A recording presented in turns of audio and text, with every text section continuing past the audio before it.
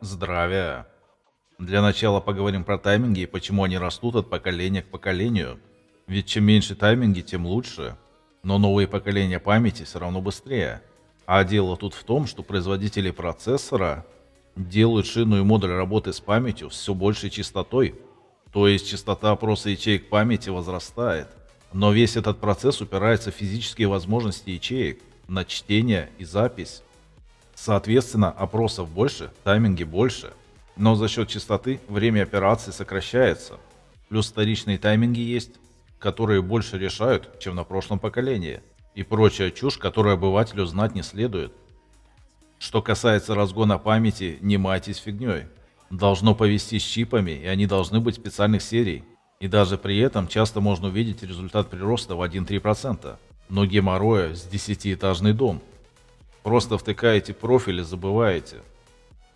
У памяти есть базовая частота, и в идеале лучше бы была память, способная базово работать на больших частотах. Более стабильно будет. Но дешевое решение – разгонные профили. Для Intel XMP, а у AMD Expo называется. Можно включать любой в биосе, но логичней под платформу. Именно их нам и продают с большими надписями по частоте. А дальше как повезет со стабильностью работы. Давайте коснемся прошлой платформы M4 с DDR4. Ее сегодня уже нет смысла брать, цены те же примерно и технологии отстали. Там все просто, если повезет с кремниевой лотереей, на 3600 МГц память заработает. Это потолок. За Intel особо не слежу, говёная контора, выпускающая каждый год по такому же процессору. Обязательно на новой платформе. Плюс переплата дикая, а разницы сегодня никакой с AMD. Схема везде одинаковая. Смотрится спецификация процессора, далее форумы или тесты в интернетах. На какой частоте способен работать с памятью этот камень или линейка. DDR5 для Intel это примерно 6400, а для AMD 6000. Надо выяснять с Intel. А вот AMD обычно гарантированно работает на 6000. Если нормальная материнка и повезет с чипами и процессором, то может на 6400 работать. Процессоры работают в двухканальном режиме. Серверные и некоторые другие умеют больше, но там это для работы с большим количеством плашек памяти. Короче, нам потребуется брать две планки памяти и втыкать во второй-четвертый слот. По умолчанию для активации этого режима. 4 планки памяти уже перейдут в режим одноканала на каждую. Это медленнее процентов на 20. Есть еще один лайфхак. Брать следует плашки от 16 гигабайт с чипами с обеих сторон. Так называемая ранговость у комплекта. Dual Channel Kit. Там дополнительно идет внутреннее чередование. Получается еще один двухканал, но только уже в памяти. Более об этом всем знать не следует. Такой сценарий обеспечит максимальную производительность. Еще стоит остерегаться ЛГБТ подсветки на DDR5. Она запрещена у Федерации, ибо нескрепна. Надо ведь повышать рождаемость. Но вместо того, чтобы квартиры раздать, запрещают какие-то редкие общества.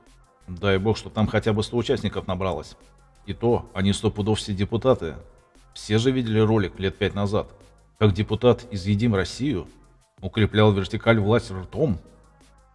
Проблема там в том, что программы управления подсветкой загоняют чипы управления питанием в критические режимы, и они сгорают. Просто посмотрите каналы ремонтников.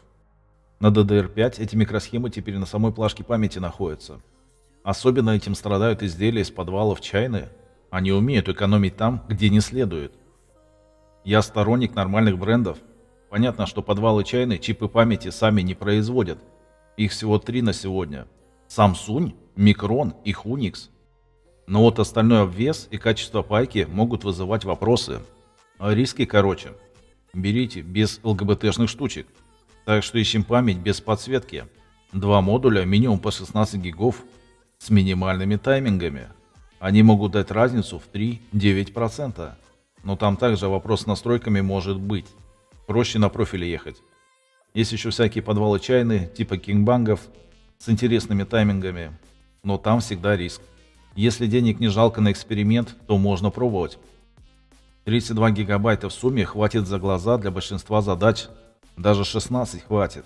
8 уже пограничный объем на сегодня. Пишите в телегу Любусти, а может даже на почту. За 300 рублей помогу подобрать комплектующие, чтоб собрать суперкомпьютер. А за 777 рупий буду стараться больше, чтобы прям найти идеальный вариант за указанную сумму. За 5% стоимости могу удаленно подсказать, что куда крутить и вставлять. Плюс как систему устанавливать.